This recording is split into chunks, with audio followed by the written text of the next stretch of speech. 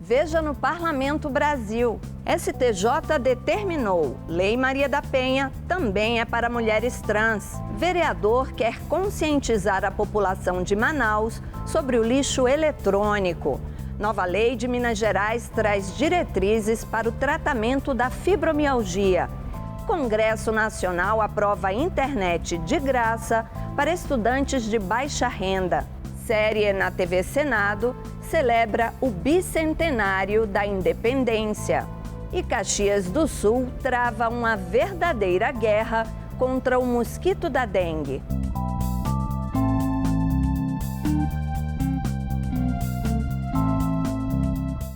Essas e outras histórias que impactam a vida dos brasileiros passam pelos parlamentos. E o programa Parlamento Brasil, junto com as TVs legislativas, conta para você os assuntos que mobilizam as casas de leis do país.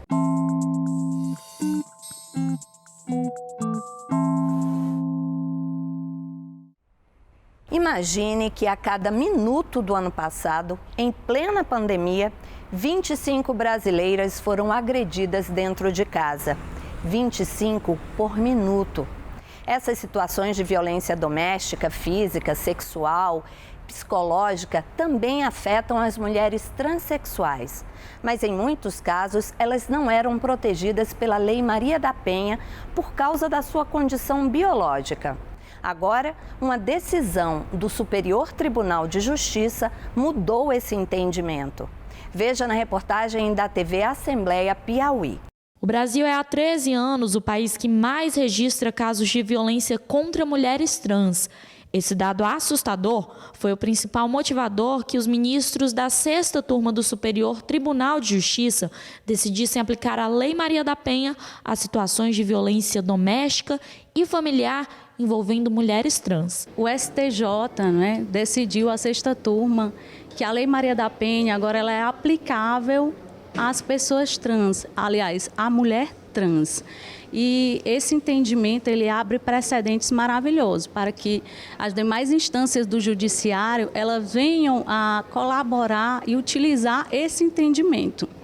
Também eu considero um grande avanço não só no sistema judiciário, como no cultural. Por quê? Porque a nossa sociedade ela é marcada pelo machismo estrutural. E esse machismo estrutural geralmente fere mais ainda a mulher trans.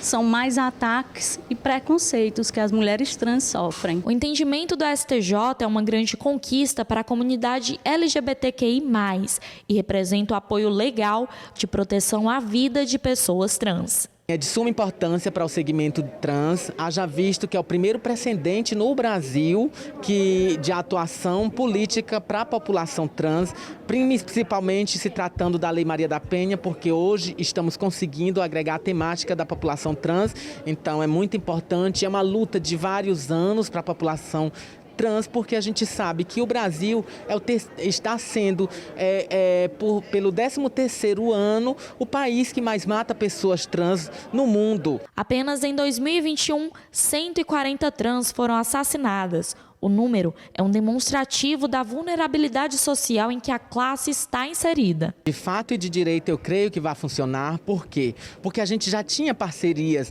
com alguns setores, alguns mecanismos para a atuação da promoção da cidadania e dos direitos e principalmente na não violência contra a população trans. Então essas parcerias elas eram feitas de boca, mas hoje a gente tem uma jurisprudência legal que vai fazer com que essa atitude seja amparada por lei. E agora sim, a lei também se aplicará na prática, incluindo todas as mulheres brasileiras. Na prática, é como acontece com qualquer mulher. Então, ela vai receber as medidas protetivas adequadas para que esse agressor seja barrado, seja afastado. Lei para o tratamento da fibromialgia e projeto para conscientizar a população sobre o descarte do lixo eletrônico. Veja o que foi notícia nas casas legislativas do país. Aos 34 anos, Josiane foi surpreendida com dores fortes na região lombar. Ela relatou que era uma dor aguda, contínua, que não vinha de um ponto específico do corpo e aparecia acompanhada de muito cansaço. E começou nas costas, na região dos rins, e foi subindo, região do pulmão, sentindo falta de ar, no peito. E eu sem saber o que era, eu já estou acostumada com médicos, eu trato com uma reumatologista, porque eu tenho uma doença autoimune. Tinha pouco tempo ido nela, feito todo o meu check-up, estava tudo ok. Então, eu comecei a não entender o que estava acontecendo. Josiane contou que foi a vários especialistas e fez uma série de exames que não chegavam a uma conclusão. Após mais de 2 meses de investigação, uma reumatologista fechou o diagnóstico: fibromialgia, uma doença crônica que surge de uma alteração no sistema nervoso central e que causa dor difusa pelo corpo, na maioria dos casos, articulares, musculares e difíceis do paciente determinar onde começou ou o local dolorido. Não há um exame que identifique a doença, por isso a fibromialgia é de diagnóstico complicado e feito essencialmente de forma clínica. Para facilitar a descoberta e principalmente o tratamento da fibromialgia, foi criada uma lei estadual com as diretrizes para o atendimento a casos da doença e da síndrome da fadiga crônica, uma condição semelhante à da fibromialgia e que devem acontecer nas unidades do Sistema Único de Saúde em Minas Gerais. O deputado estadual, autor da lei e que é médico, afirmou que foi procurado por muitos pacientes que relataram as dificuldades no enfrentamento à doença, não só pelo diagnóstico complicado, mas como pela falta de um tratamento público mais abrangente. Ele explica que o objetivo da legislação é que o Estado se torne parceiro dos municípios na criação de núcleos médicos multidisciplinares no SUS para atender aos atingidos pela fibromialgia. A doença não tem cura, mas pode ser controlada com um atendimento completo, com psicólogos, reumatologistas, fisioterapeutas e nutricionistas. O intuito dessa lei é chamar a atenção para essa doença que faz as pessoas sofrerem muito e que, a partir daí, que a Secretaria de Estado da Saúde crie grupos, principalmente nas grandes cidades, de atendimento multidisciplinar e que as pessoas possam ter essa disseminação do que fazer com o paciente que tem as queixas parecidas com a fibromialgia e como é que eles vão ser tratados para melhorar a qualidade de vida. A presidente da Sociedade Mineira de Reumatologia comemorou a legislação. Segundo ela, será uma forma de difundir mais informações sobre a doença, diminuindo os entraves no diagnóstico médico e o preconceito sofrido pelos pacientes para comprovar essa condição. Além disso, para a reumatologista, a abordagem multidisciplinar é o grande diferencial para se controlar a doença. Essa abordagem multidisciplinar, ela é indispensável para o sucesso terapêutico. Então, é um grande passo dentro da reumatologia, se realmente conseguirmos essa oferta para os nossos pacientes, vai ser um grande diferencial. Não só a fibromialgia, como diversas outras doenças reumatológicas, são doenças mais raras, as pessoas conhecem menos, então é muito importante que seja feita essa divulgação e a criação de polos iria ajudar muito nesse entendimento da população como um todo. O lixo eletrônico é composto por produtos que não têm mais valor por falta de utilização, substituição ou quebra. A categoria inclui produtos da linha branca, como refrigeradores, máquinas de lavar e micro-ondas, além de aparelhos eletrônicos como televisores, computadores, telefones celulares, tablets, drones, assim como pilhas, baterias e cartuchos. Os equipamentos têm uma composição química com substâncias altamente tóxicas ao meio ambiente e sua decomposição pode trazer muitos prejuízos à saúde humana. Para conscientizar a população sobre o descarte correto do lixo eletrônico, o vereador Márcio Tavares, do Republicanos, defende o projeto de lei de sua autoria que cria a Semana de Conscientização sobre o Lixo Eletrônico. De acordo com o parlamentar, a proposta visa conscientizar e promover diversas ações sobre o cuidado e a conscientização da população acerca da reutilização do descarte e da manipulação do lixo eletrônico. O que nós temos frisado e queremos que as pessoas entendam com esse PL é que muitos não têm dado o devido valor ao descarte do lixo eletrônico como se deveria. A pessoa não está só descartando uma TV, um computador, ou um rádio, ou pilhas, ou bateria de celular.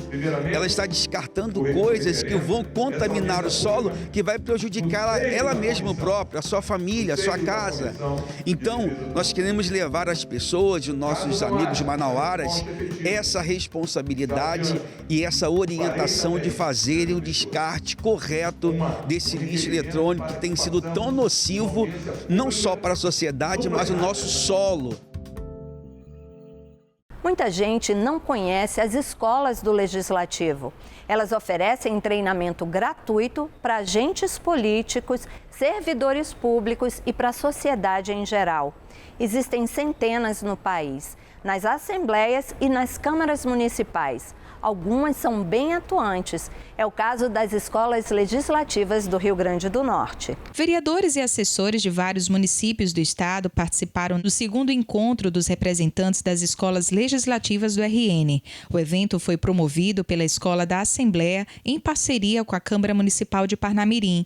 O objetivo foi levar uma educação legislativa e de qualidade para todo o RN. A gente plantou a semente dessa criação das escolas e agora elas vão se expandir e vão trabalhar e vão atuar levando mais cidadania, qualificação para os seus munícipes. Esse é o papel da educação legislativa. O encontro contou com a presença do presidente da Associação Brasileira das Escolas do Legislativo e de Contas, Florian Madruga. Hoje estarão sendo discutidos temas de importância para os vereadores, para as vereadoras, para os servidores do Poder Legislativo e para os cidadãos de uma forma geral, para que eles conheçam cada vez mais o que é o Poder Legislativo, para que serve o Poder Legislativo, qual é o papel do parlamentar, do vereador, do deputado estadual.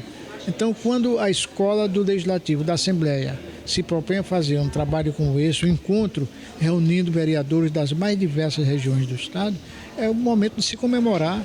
O Rio Grande do Norte hoje conta com 62 escolas legislativas em funcionamento, sendo considerado o estado com o maior número de escolas abertas no país, o que demonstra o compromisso e a atenção dos municípios com a capacitação dos seus servidores para uma educação cidadã. Quanto maior a capacitação dos servidores e dos vereadores, melhor será o serviço prestado à sociedade. O Legislativo precisa aprender a pensar sobre essa prática e entender como ela pode ajudar a gente construir uma representação de mais qualidade. Basicamente, conseguir mostrar para os servidores e para os próprios agentes políticos como que esse conhecimento, ao ser compartilhado, na verdade, potencializa as próprias condições de intervenção do Legislativo e isso sempre contribui para a melhoria da qualidade de vida das pessoas que são, né, os usuários dos serviços públicos, aqueles que se sujeitam às leis aprovadas no município. O evento contou ainda com palestras e mesa redonda com a participação de vários profissionais ligados ao Parlamento Estadual e Municipal, que trouxeram diversos temas do Legislativo para serem apresentados.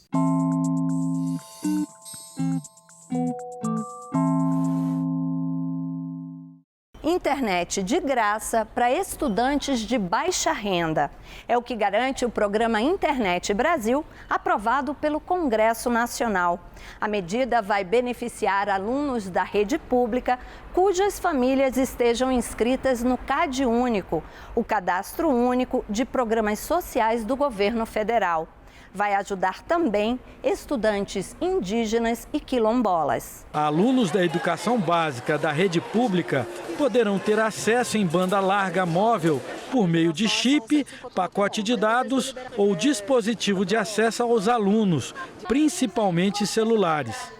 A implantação ocorrerá de forma gradual, dependendo da disponibilidade de recursos. Uma ferramenta importante que é a internet, para a grande faixa de estudantes brasileiros de escola pública, em que contribuirá para a melhoria do processo ensino-aprendizado e que, com a nossa relatoria, inclui os indígenas, os quilombolas e alunos de escola especial. A matéria recebeu votos contrários. O Brasil tem um problema de conectividade, de inclusão digital de alunos e de nossas escolas, é claro. Agora, essa solução é uma solução simplista e errada.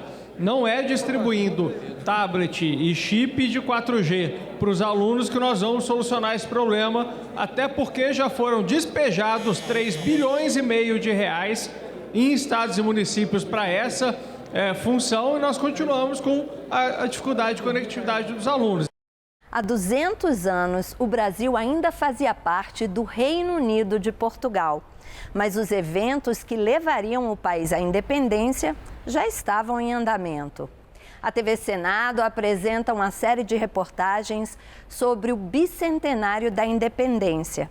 Nesse primeiro episódio, a repórter Roberta Cruz traz mais detalhes dessa história.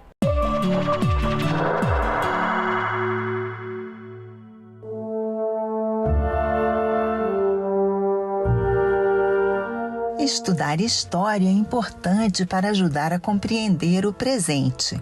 Em 2022, o Brasil comemora 200 anos como um país independente. É necessário nós fazermos o registro desse bicentenário. No último centenário da independência, em 1922, para vocês terem ideia, nós tivemos a composição do texto e da letra e da música atual do hino nacional. Nós tivemos a Semana de Arte Moderna. E nós temos tido realmente uma lacuna, um vazio enorme na celebração atual do bicentenário. Para falar dos 200 anos da independência do Brasil, nós temos que começar com Dom Pedro I. Dom Pedro veio para o Brasil com 9 anos de idade, acompanhando o pai, Dom João, príncipe regente de Portugal, que, para escapar da invasão de Napoleão, transfere a sede do Estado português para a colônia, onde chega em 1808 com entre 10 a 15 mil pessoas. Em 16 de dezembro de 1815, Dom João eleva o Brasil a reino. O príncipe torna-se rei e a aclamação de Dom João VI é celebrada no Rio de Janeiro em 1818. Em agosto de 1820, a Revolução do Porto exige o retorno do rei a Portugal, uma constituição e a recolonização do Brasil. Para se manter como rei de Portugal, Dom João VI volta a Lisboa em abril de 1821, deixando Dom Pedro como regente do Brasil. Em setembro e outubro de 1821, as Cortes de Lisboa emitem decretos demandando o regresso do príncipe regente. No dia 9 de janeiro de 1822, Dom Pedro declara que vai ficar no Brasil. Em junho, ele convoca uma Assembleia Constituinte para o Reino do Brasil. No dia 7 de setembro de 1822, Dom Pedro proclama a independência e, meses depois, é coroado o primeiro imperador do Brasil. Ao lado do Congresso Nacional, no Palácio do Itamaraty, existe um estudo para o conhecido quadro O Grito do Ipiranga. Mais de 60 anos após a proclamação, o artista Pedro Américo pintou a visão dele de como foi a cena. Proclamada a independência, no 7 de setembro, a gente vai ter a continuidade desse processo de independência que vai se encerrar oficialmente só lá em 1825, quando você vai ter a assinatura de um tratado entre Brasil e Portugal, e Portugal reconhece a independência brasileira. Nesse meio tempo, você vai ter vários conflitos internos, você vai ter uma guerra de independência, né? A gente tem essa mitologia que foi um processo pacífico, na verdade não foi. Na verdade, você teve vários mortos, você teve centenas e talvez até milhares de mortos. A estimativa chega até 3 mil, talvez um pouco mais que isso. Você teve batalhas sangrentas, como a Batalha do Pirajá, ali na Bahia, ou então a Batalha do Genipapo, no Piauí. O Senado só veio a ser criado quase 4 anos depois da independência, em 1826. Hoje nós temos aqui em Brasília um pouco no mobiliário do primeiro plenário, que nós carinhosamente chamamos de plenarinho. Então, na época do Império, esse era o mobiliário que os parlamentares faziam seus discursos. Os oradores falavam dessas bancadas e os discursos eram então taquigrafados. Esses documentos depois iam para o Diário Oficial, etc. Mas esse mobiliário veio do Rio de Janeiro para cá e hoje está aqui no nosso museu. Mas a primeira atividade parlamentar data de 1821, quando as Cortes Gerais de Portugal convocaram deputados das províncias brasileiras para participar da redação da primeira Constituição da monarquia portuguesa. É também aí o embrião do nosso processo de independência, porque as Cortes de Lisboa buscavam naquele momento a restauração do antigo status de colônia ao Brasil, e é nesse momento que parlamentares, por isso a independência no Brasil tem também um pé no parlamento, né? Parlamentares como José Bonifácio e outros tantos, se insurgem como isso e começam a influenciar o príncipe herdeiro, né, para, primeiro, declarar sua permanência no Brasil, que ocorre no 9 de janeiro, e, em segundo, para romper as relações com Portugal, rompendo, naquele momento, a condição de Reino Unido, Portugal e Algarves.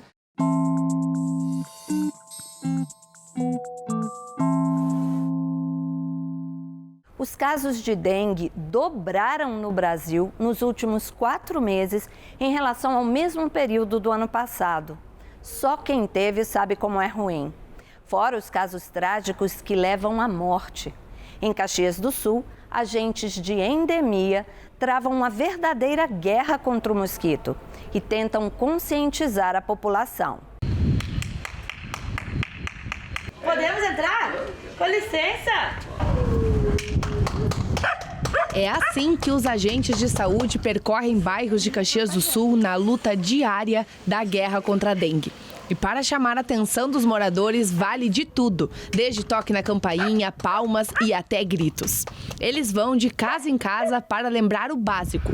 A água parada é criadouro de um mosquito e a conscientização é para todos. Porque a dengue não é mais uma doença só minha, só dos agentes de endemia, e sim de todos, porque é uma doença visível. A gente está orientando sempre o pessoal a manter seu pátio limpo, sem deixar a água parada, que é o mais importante. Água parada elimina a água, eliminou o problema.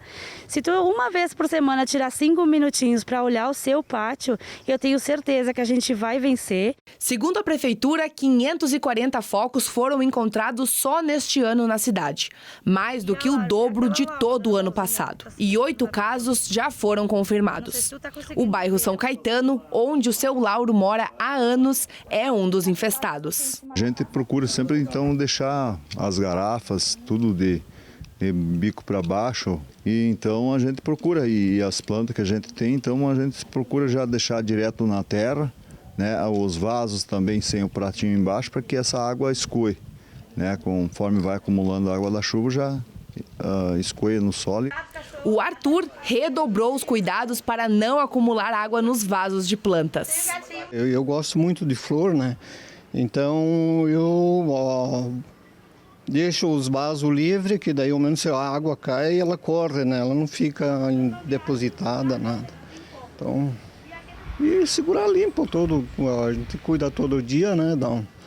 Dá uma olhada. As equipes de fiscalização da Secretaria Municipal da Saúde aqui de Caxias têm se preocupado por conta do alto número de focos encontrados nas áreas residenciais. Isso porque a água é descartada incorretamente nas casas e também nas ruas. As pessoas que estão recebendo a nossa orientação de porta em porta, e que a gente dá orientação e que se encontra o foco, que se dá um termo de intimação para adequação de 3, 5 dias, dependendo da situação que tu vai encontrar nessa casa, que elas têm que ser imediata, é imediata. Quando a gente vê que a situação pode ser adequada em 3 a 5 dias, se dá esse prazo também para a população poder se adequar. E no retorno desse monitoramento, a gente percebe que não teve a mudança de comportamento em momento algum. Além do crescimento acelerado dos números, outro ponto que preocupa profissionais da saúde é a semelhança dos sintomas entre dengue, gripe e a Covid-19. No Covid, a gente tem sintoma gripal. A gente tem o sintoma da inflamação, que a gente também encontra na dengue, né? Que é a dor no corpo, dor de cabeça, dor atrás dos olhos. a indisposição, né? Pode dar náusea, pode dar diarreia, pode dar vômitos. Isso a gente encontra nas duas doenças, que são sintomas de inflamação.